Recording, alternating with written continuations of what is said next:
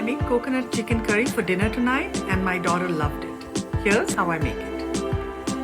In a pan, add 4 tablespoons of ghee, 1 bay leaf, 3 red chilies, 2 green cardamoms and 2 cloves. Now add 2 cups of chopped onions. Then add 2 teaspoons of salt and saute for 5 minutes. Add 1 tablespoon of ginger and then after a minute, 1 tablespoon of garlic. After about a minute, add 3 1/4 pounds of boneless chicken pieces.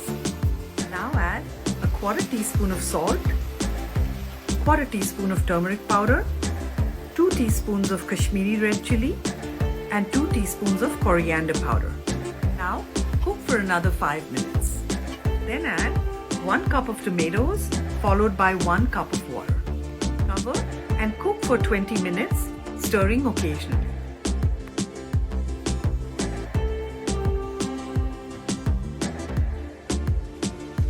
Next, add 1 teaspoon of garam masala and kasuri methi each.